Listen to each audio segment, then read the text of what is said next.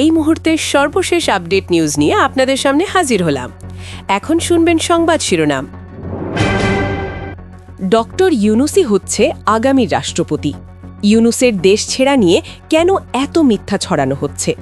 অবশেষে জানা গেল আসল সত্য। আরও জানাবো, হাজারের বেশি রাজনৈতিক হয়রানিমূলক মামলা প্রত্যাহারের অনুমোদন স্বরাষ্ট্রমন্ত্রীর। আওয়ামী লীগ কি তাহলে আগের রূপে ফিরবে? আপনারা দেখছেন লাইভ নিউজ বাংলা। এতক্ষণ দেখছিলেন সংবাদ শিরোনাম, এখন দেখুন বিস্তারিত। গত কয়েকদিনে বাংলাদেশের মানুষের মনে এক অদ্ভুত উত্তেজনা কাজ করছে, কারণ সোশ্যাল মিডিয়ায় ঝড় বইছে।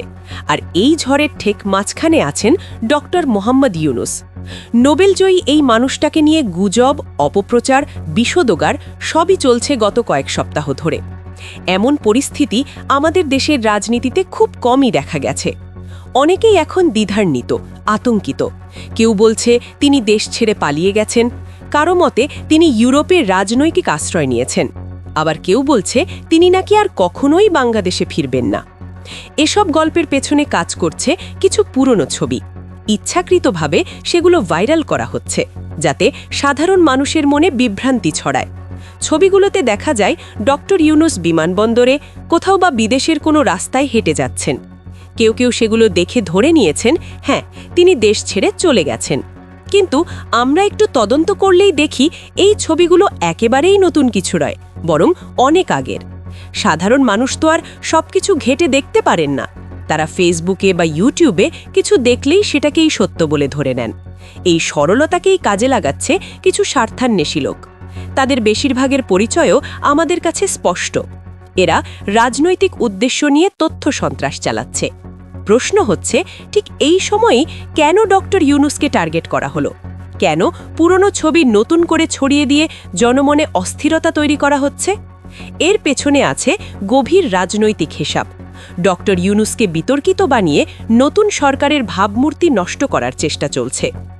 গুজব যখন দাবানলের মতো ছড়ায়, সাধারণ মানুষের মাঝে আতঙ্ক ছড়িয়ে পড়ে। আর এই আগুনে ঘি ঢালছে একদল প্রশিক্ষিত কুচক্রী। তবে সত্যিটা কি? ডক্টর ইউনূস কোথায়?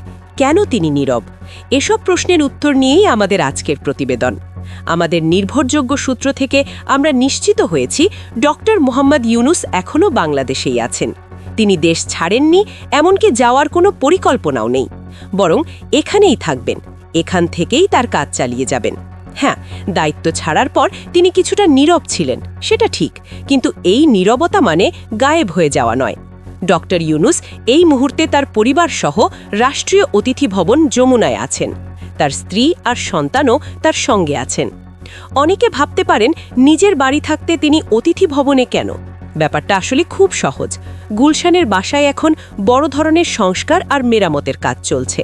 বাসার ভেতরে এমন কিছু পরিবর্তন হচ্ছে যার জন্য এখন সেখানে থাকা নিরাপদ বা সম্ভব নয়। সংস্কার শেষ হলে আগামী এক সপ্তাহের মধ্যেই তিনি নিজের বাড়িতে ফিরে যাবেন। দায়িত্ব ছাড়লেও তিনি নিষ্ক্রিয় হয়ে যাননি। আমাদের কাছে থাকা তথ্য বলছে, আগামী সপ্তাহ থেকেই ডক্টর ইউনূস সেন্টারের নিয়মিত কার্যক্রম আবার শুরু করছেন। পুরনো কর্মতৎপরতায় ফিরছেন তিনি, যেটা দেখে সবাই অবাক হবে। আরও একটা তথ্য, আগামী মার্চ মাসের তৃতীয় সপ্তাহে ডক্টর ইউনূস জাপান সফরে যাচ্ছেন। 5 দিনের এই সফরে তিনি সাকাওয়া কিস ফাউন্ডেশনের আমন্ত্রণে গুরুত্বপূর্ণ বক্তৃতা দেবেন, বিশ্ব নেতাদের সঙ্গে বৈঠকে বসবেন। এই সফর বহু আগেই নির্ধারিত ছিল, অথচ গুজব ছড়ানো হচ্ছে যেন এটা দেশ ছাড়ার প্রমাণ। বাস্তবতা হলো, সফর শেষে তিনি আবার বাংলাদেশে ফিরবেন। এটা একমুখী যাত্রা নয়। তার জীবনের বড় লক্ষ্য 3-0: 0 পভার্টি, 0 আনএমপ্লয়মেন্ট আর 0 কার্বন এমিশন। এই স্বপ্ন বাস্তবায়নেই তিনি বাংলাদেশে থেকে নিজের কাজ চালিয়ে যাবেন। কেউই ডক্টর ইউনূসকে তার কাজ থেকে সরাতে পারবে না। দেশে তিনি আছেন এটা নিশ্চিত হওয়ার পর থেকেই রাজনীতিতে নতুন একটা রহস্য দেখা দিয়েছে। সবাই ভাবছে, তাকে কি বাংলাদেশের পরবর্তী রাষ্ট্রপতি করা হবে? দেশের সুনাম বাড়াতে নোবেলজয়ী কাউকে এই পদে দেখার দাবি তো ছিলই। কিন্তু আমরা খোঁজ নিতে গিয়ে এমন কিছু জানতে পেরেছি, শুনলে অনেক রাজনৈতিক বিশ্লেষকের চোখ কপালে উঠবে। ডক্টর ইউনূস রাষ্ট্রপতি হচ্ছেন না, এই দৌড়ে তিনি এখনও কোথাও নেই। বরং নামটা উঠে এসেছে একদম ভিন্ন একজনের। তিনি বিএনপির অভিজ্ঞ এবং প্রভাবশালী নেতা খন্দকার মোশাররফ হোসেন। রাজনৈতিক অঙ্গনে এখন তার নাম নিয়েই আলোচনার সবচেয়ে বেশি। চূড়ান্ত সিদ্ধান্ত না এলেও পরিস্থিতি দেখে মনে হচ্ছে তিনি হচ্ছেন পরবর্তী রাষ্ট্রপতি। অনেকে এটাকে অবাক হওয়ার মতো মনে করতে পারে, কিন্তু রাজনীতিতে আবেগে কিছু হয় না। দলীয় সমীকরণ আর দীর্ঘদিনের আনুগত্যই শেষ কথা। ইউনূসকে হয়তো অন্য কোনো আন্তর্জাতিক বা বিশেষ ভূমিকা নিতে দেখা যাবে। রাষ্ট্রপতির চেয়ারে বসার সুযোগ তার জন্য প্রায় শেষ।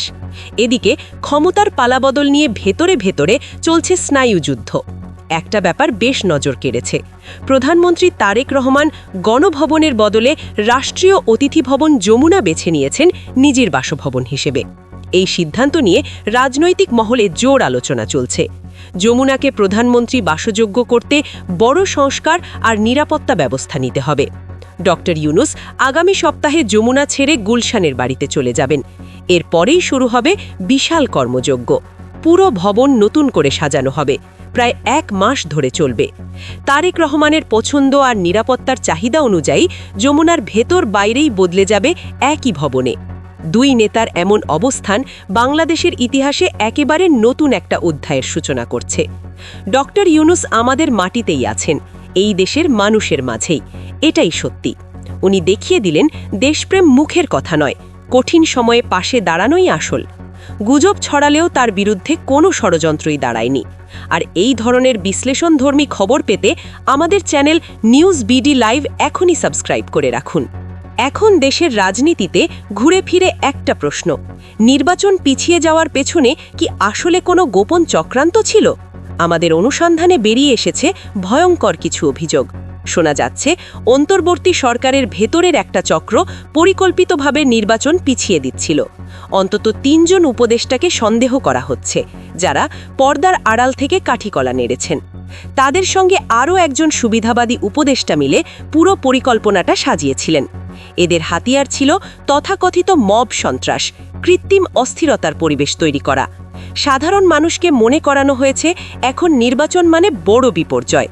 অথচ শুরুর দিকে ডক্টর ইউনূসই দ্রুত নির্বাচনের পক্ষে ছিলেন।